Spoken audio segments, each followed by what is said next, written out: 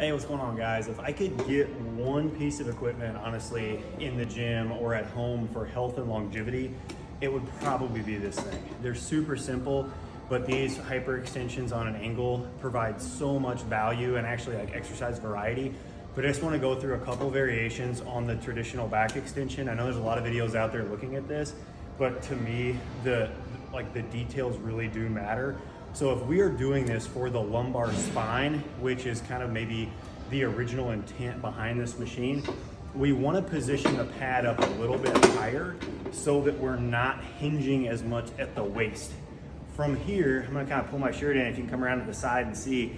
So what we're actually wanting to do from this position, if we're working the lumbar spine, is change the length of the lumbar paraspinals. So I actually want to curl down and then reverse and curl back up.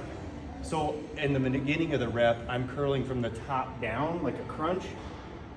And as I'm coming back up, I'm initiating from the bottom up. And I am lengthening and shortening those paraspinals. That's what actually trains your lumbar paraspinals for a back extension.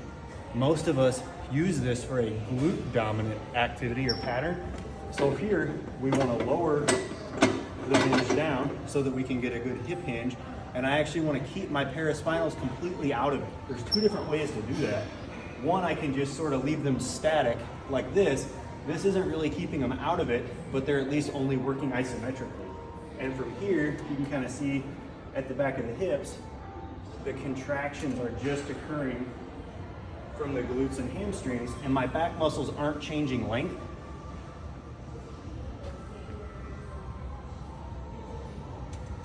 For a lot of people, it's hard to disassociate that movement, and we end up getting a lot of both happening, where we're kind of getting a lot of paraspinals too.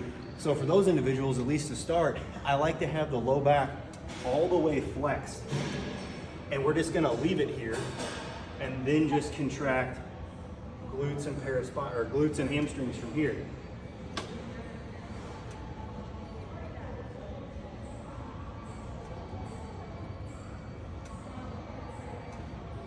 And you can see as I'm doing that, that's a complete isolation of the posterior leg muscle. So really easy to isolate those within that pattern, but those are just a couple different variations on how we can make this machine work for us in different ways.